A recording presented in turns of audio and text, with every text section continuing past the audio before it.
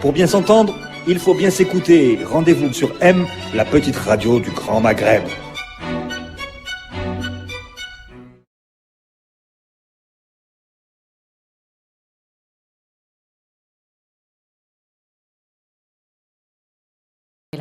L'actualité cette semaine, elle s'est déroulée depuis lundi et ça a mal fini avec l'assassinat du guide français.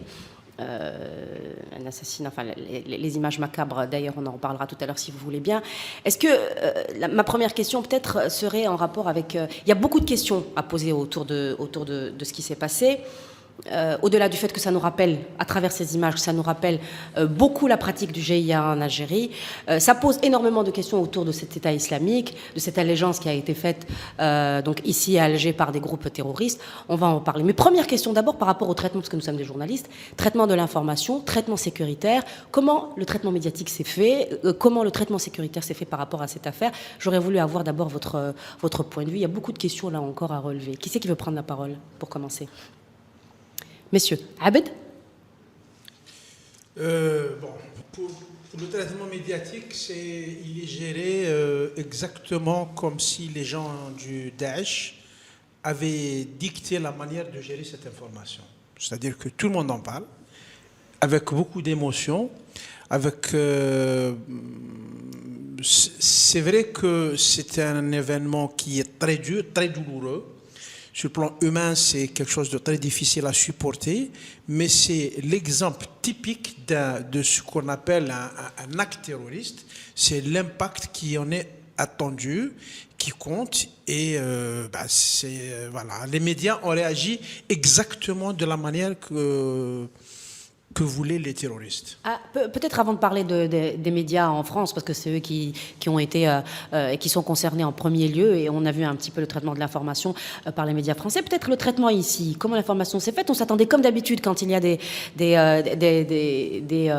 événements comme cela, des informations bien évidemment, des services de sécurité, de l'armée, voilà. Et finalement, encore une fois, c'est à travers YouTube, c'est à travers le gouvernement français qui confirme donc l'assassinat. Qu'est-ce que vous en pensez ?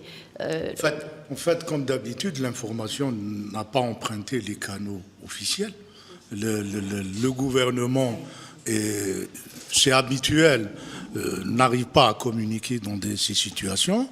La première information sur l'enlèvement d'Hervé Gourdel a été donnée par l'Ahdath, rendant l'USA, sur la base d'une source sécuritaire de haut niveau. C'est à partir de là que l'information a été donnée. Ce n'est pas un représentant officiel, c'est une source en off qui a... Et tout a été géré comme ça, jusqu'au bout. D'ailleurs, jusqu'après l'assassinat horrible d'Hervé Gourdel, la communication officielle a constamment pataugé, hésitante. Le communiqué du ministère de la Défense... parle implicitement de la mort de Gourdel, mais pas explicitement. Ouais, il ne le cite pas. Il a envoyé un message, nous avons tout fait. Est-ce qu'on peut comprendre cette démarche ? Parce que l'armée, tant qu'elle n'a pas encore retrouvé le corps, elle ne veut pas confirmer, même si l'image a été identifiée par... Malheureusement, je peux te dire que c'est habituel. Ça a été constamment cette manière de gérer l'information en Algérie. Le gouvernement les autorités ont une difficulté particulière à gérer l'information. Dans ce type de situation, soit il y a un centre de pouvoir qui a l'habileté technique pour gérer les médias. Et dans ce cas, il anticipe et il oriente l'information comme il veut en lui donnant la tonalité qu'il veut. En Algérie, il n'y a ni l'un ni l'autre, ni le pouvoir politique qui décide, qui donne le ton, ni l'habileté technique et les techniciens qui le font. Et donc, on laisse cette situation gérée par les autres en se disant que ça va se tasser au bout d'une semaine et on va revenir à l'essentiel. C'est vrai que dans une semaine, ça va se tasser. Mais bon, le pays peut quand même ne pas perdre autant que ce qu'il est en train de perdre aujourd'hui. Ehsen, la gestion de cette affaire. Sur le plan médiatique, je pense qu'on est dans la situation duale qui a enflé ces dernières années. C'est-à-dire que les anciens médias officiels, entre guillemets, désolé, radio publique, télévision, APS, qui ont de grands moyens, qui ont des grands moyens, n'ont pas l'information, n'ont pas la liberté de la diffuser et ne travaillent pas professionnellement. Voilà. Oui, et la radio en publique face, attend les communiqués. les nouveaux médias, officiels. Saad Jafar a cité Ahdath, TSA, Huffington Post, Algérie ont réagi très vite et ont donné des informations très vite sur ce qui se passait. Non, ils font ce qu'ils peuvent. Mais aujourd'hui, pour bien traiter cette affaire, il faut pouvoir aller sur le terrain avec beaucoup de journalistes, vérifier où a eu lieu l'enlèvement, parce qu'il y a déjà un problème sur le lieu de l'enlèvement. Si c'est Ait Ouaban, c'est dans la wilaya de Tizi Ouzou, c'est sur le versant nord de la Lardija. Si c'est Ait Oulban, c'est sur le versant sud, et c'est là où ce groupe a intercepté un autre groupe d'Algériens, des jeunes la veille, il l'avait enlevé. Ça change beaucoup la situation, ça change beaucoup la donne. Et là, il y a un problème sur le lieu, et l'armée ne communique même pas, ne précise même pas où a eu lieu exactement l'enlèvement. Et il semblerait de plus en plus que ça n'a pas eu lieu à Ait Ouaban, que ça a eu lieu sur le versant sud du Djurdjira, dans la wilaya de Bouira, même sur le plan administratif. C'est pas du tout pareil. Et donc ça explique beaucoup de choses. Tout ça, il faut qu'il y ait des médias libres, dans un contexte ouvert. Il n'y a ni l'un ni l'autre en Algérie. Ça nous amène à parler justement de la gestion sécuritaire, parce qu'on se pose beaucoup de questions. Comment se fait-il qu'il ait pu se déplacer dans une région que l'on connaît de toute façon très sensible, où personne ne le lui a dit, personne ne lui a précisé combien il était hasardeux d'aller dans cette région où des terroristes continuaient à sévir. Et à ce moment-là, la gestion sécuritaire aussi se pose aujourd'hui. Est-ce qu'on peut poser le problème comme ça, Abdelkarim? À propos de la gestion médiatique de la chose, concernant les événements sociaux, économiques, politiques, le pouvoir en Algérie, les institutions confondent entre l'information et le renseignement. Qu'en est-il des affaires sécuritaires, de ces questions-là, qui sont la hantise du pouvoir? Ça nous ramène directement à la discussion, à la réponse à ta question, à savoir la gestion sécuritaire de cette affaire.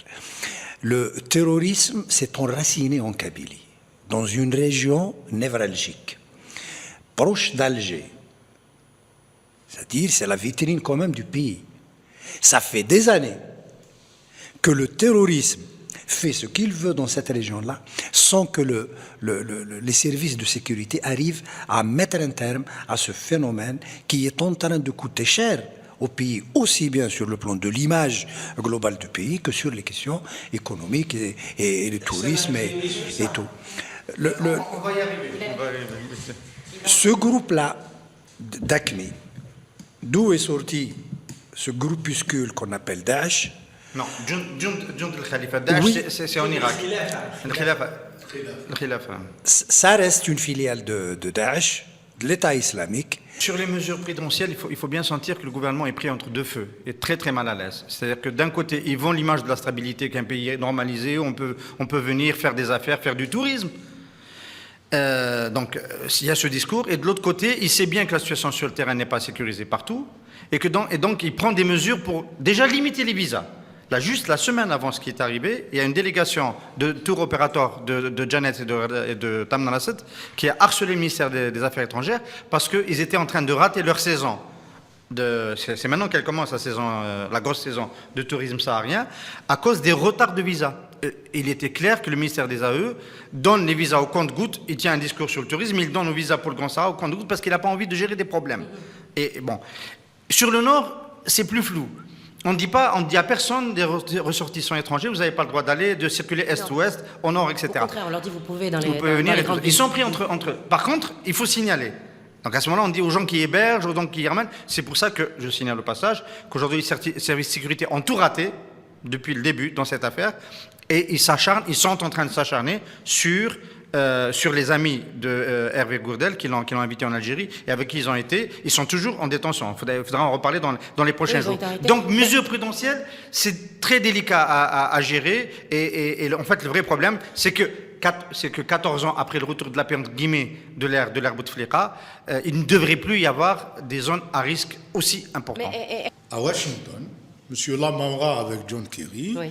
Et discours de M. Lamamra, nous avons aujourd'hui un niveau très raisonnable de sécurité et de stabilité, et nous exportons de la stabilité. Une semaine après, vous avez ça. Même si Au fond, nous savons que c'est pas toute l'Algérie qui est dans cette situation, qu'il y a des poches, ça déteint, ça a un impact sur l'image. Un investisseur, même si c'est un assassinat qui se déroule sur les hauteurs du Jura, quand il lit ça, il va mal réagir. Les institutions internationales qui classent, etc., vont prendre cet élément comme un facteur. C'est nuisible indéniablement. Est-ce que c'est pas paradoxal que justement de constater ce que tu viens de dire, ce que vous venez de dire, et que d'un autre côté, l'Algérie qui va accueillir les Libyens dans pas longtemps pour essayer de régler le problème. C'est terminé là-dessus brièvement. Je ne sais pas si vous avez une opinion là-dessus. Est-ce que finalement, on gère mal politiquement en Algérie et on gère bien sécuritairement en Algérie? Est-ce que la gestion est plus sécuritaire et ce sont les sécuritaires, les responsables de la sécurité qui gèrent ce pays, ou est-ce que c'est le politique? On l'a vu encore une fois. J'ai enchaîné avec Sellel qui parle avec Hollande et l'affaire. Je viens de te parler d'un spécialiste technique du terrorisme. En réalité, pour reprendre la Mamra, quand il dit nous avons un niveau raisonnable de sécurité, en réalité, nous n'avons pas un niveau raisonnable de politique.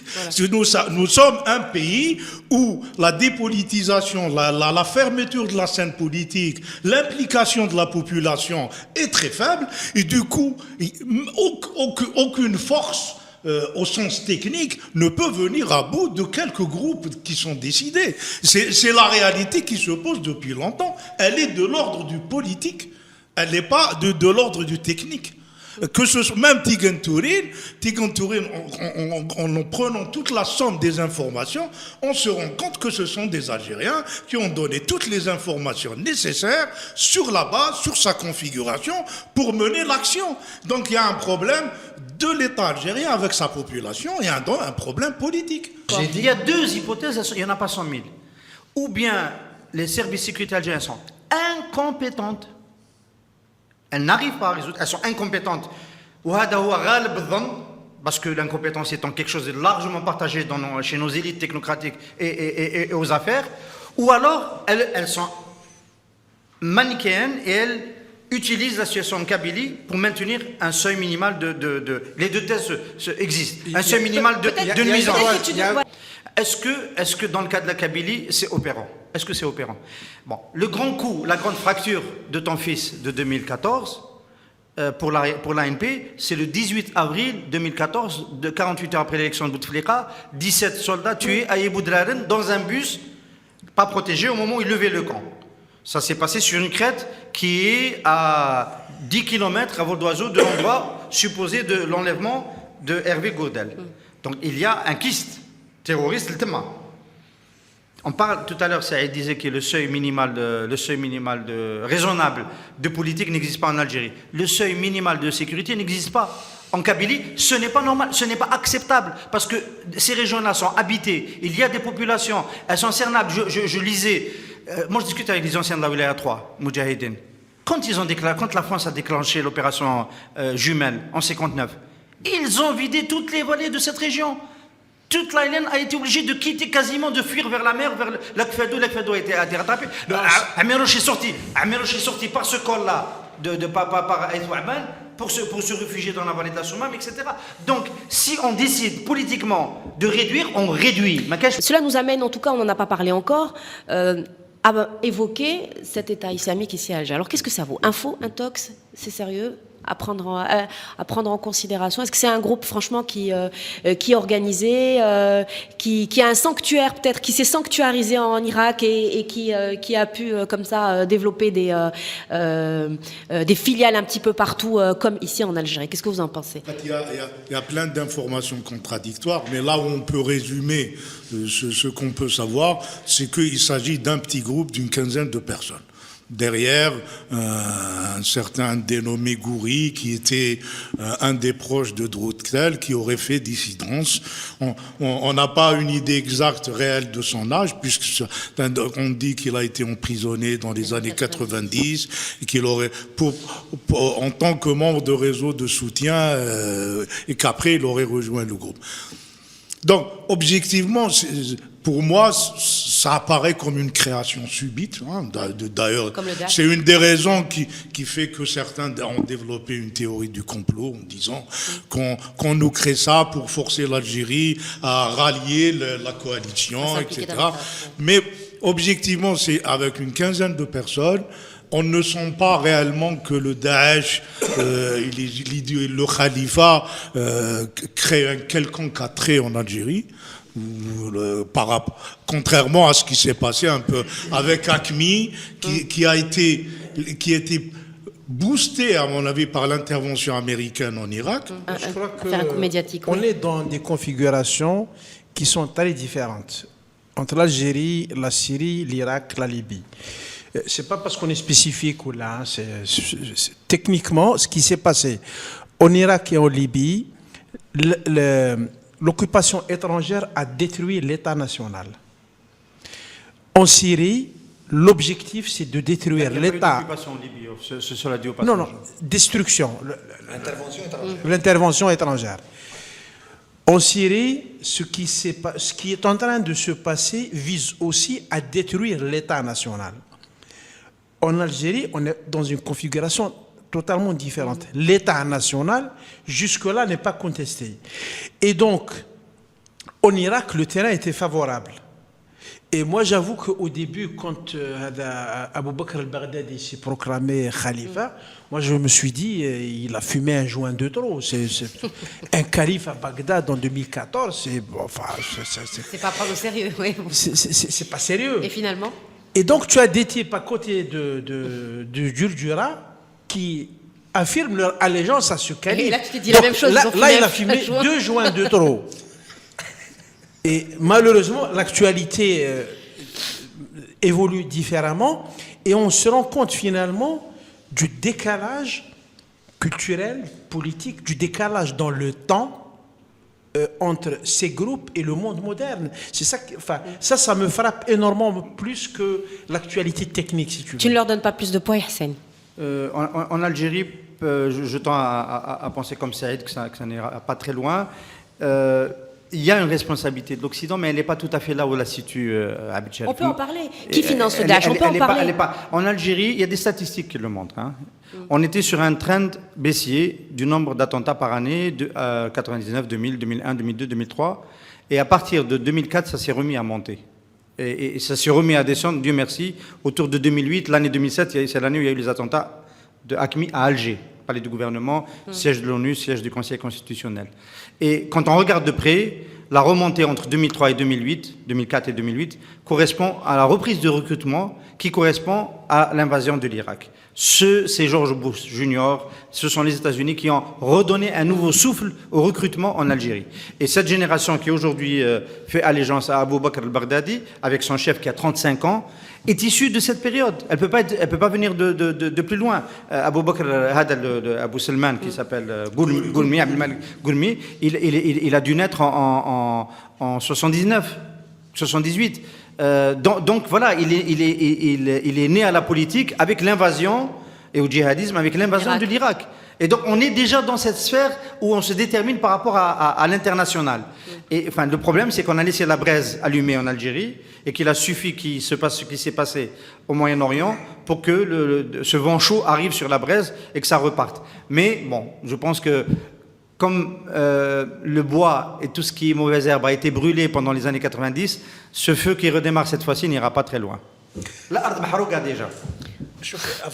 Avant l'avènement de jeunes de l'Khilafa ou l'Khalifa, AQMI était déjà affaibli, notamment depuis la mort d'Abou Zaïd Grâce aux soldats tchadiens. Au Sahel. Et après, la volonté de Mokhtar Belmokhtar d'affaiblir davantage AQMI pour qu'il puisse lui se positionner. Il y a déjà cet épisode-là qui révèle l'affaiblissement d'AQMI. Tign Tourin, c'était à mon avis le coup fatal à AQMI parce que Belmokhtar voulait dire c'est moi le chef du terrorisme dans la région du Sahara et du Sahel. Je crois qu'en 2012, ou 2013, 2012, je crois, il y a eu déjà des problèmes sérieux au sein de la direction d'AQMI. Il y a des divergences sérieuses sur les options à faire, notamment à cause de l'affaiblissement d'AQMI qui a été remarqué, affaiblissement dû au tarissement des sources financières qui venaient du sud, du Sahel. Donc c'était prévisible, à mon avis, qu'il y ait des scissions, des fractions qui allaient chercher un autre sponsor au niveau international. Après la mort de Ben Laden et l'affaiblissement d'Al-Qaïda, la nébuleuse mère, un autre sponsor du terrorisme international devait prendre la place. D'ailleurs, c'est étrange cette affaire-là. Donc c'était prévisible qu'en Algérie, qu'en Libye, qu'en Tunisie, que dans la région du Sahel, y compris Boko Haram qui est en train de prêter allégeance à l'État islamique, donc c'était prévisible. Je termine. Oui, L'assassinat du guide français prouve que ce groupe voulait faire vite parce que apparemment son objectif, c'est de se médiatiser pour essayer de se donner plus d'importance qu'il n'en a. Et c'est peut-être pour ça que les Français d'ailleurs n'ont rien pu faire, ils n'ont pas payé de rançon cette fois, même si on a vu que la position politique a beaucoup évolué. Ils disent aujourd'hui, Hollande dit aujourd'hui, ah non, on ne discute pas avec le... À ma connaissance, il n'y a pas eu de demande de rançon. Oui. Donc, est-ce que parce qu'ils n'ont pas eu le temps ou parce qu'ils ne pouvaient pas agir en Kabylie? Deuxième chose, tous ces groupes-là, en Algérie, fonctionnent sur le mode des sectes. On n'est plus dans les mouvements politiques, on est dans des espèces de sectes. Et à mon avis, l'inquiétude pour l'Algérie, si tu veux, l'Algérie, son économie, son État, sa bureaucratie, son armée font que le terrorisme n'a pas d'avenir en Algérie. Ce qui reste, la menace peut venir de la Libye, parce que la Libye, c'est beaucoup d'armes, c'est beaucoup de gens et beaucoup d'argent. Et ça renvoie à cette hantise de la Mamara. Ça peut, un apport fort de la Libye sur un terrain où notre argent, armes, les gens, recrutement, etc., peut créer une espèce de renouvellement ou changer un peu la donne. Mais sinon, le terrorisme n'a pas d'avenir en Algérie, sauf ce fonctionnement sur la mode des sectes, avec des gens qui basculent vers un monde différent. Je ne suis pas très sûr que le terrorisme n'a pas d'avenir. Ce qu'on peut dire, c'est que le terrorisme venant du khalifa n'a pas d'avenir, mais la situation libyenne peut réellement déteindre. La situation libyenne est dans notre proximité immédiate. Il y a un vrai risque. Et les jonctions se font, et il ne faut pas se tromper. Et donc, on ne peut pas être aussi catégorique de dire qu'il n'y a pas d'avenir. Par contre, le terrorisme ne sera pas vaincu si on ne règle pas réellement la question politique dans ce pays. Il y a un problème. En Kabylie, le terrorisme persiste pour des raisons politiques. Il faut poser la question comme ça. On va